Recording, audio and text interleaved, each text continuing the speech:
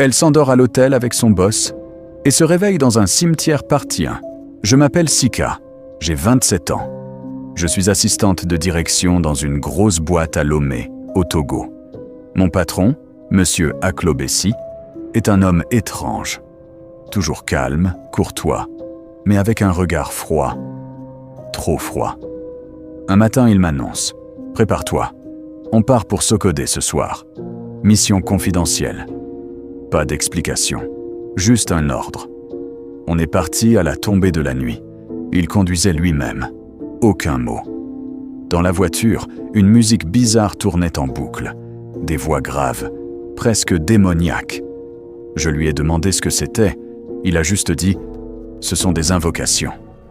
Je me suis tendu, mais j'ai fait semblant de dormir. On est arrivé dans un hôtel isolé, presque vide. Il m'a donné la clé de ma chambre et a dit « Dors bien.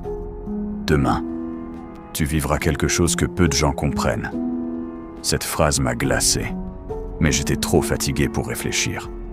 Je suis monté, j'ai fermé ma porte à double tour et je me suis couché. Mais à minuit, quelque chose m'a réveillé. 3 coups secs. J'ai regardé par le Judas. C'était lui. Mais il ne portait plus son costume. Il était torse nu, avec des symboles rouges sur le corps, un tissu noir autour de la taille et un collier d'os autour du cou.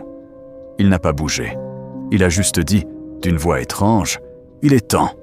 J'ai reculé, paniqué, et tout est devenu noir. Je me suis réveillé dans la boue, froide, humide, des pierres autour de moi, des tombes, un cimetière. J'étais seul, en pleine nuit, sans téléphone, sans bruit, juste une présence, quelque chose qui me regardait. Et toi, si tu te réveillais seul dans un cimetière, sans savoir comment t'es arrivé là, tu cries, tu pries ou tu cours? Commente partie 2 si tu veux connaître la suite.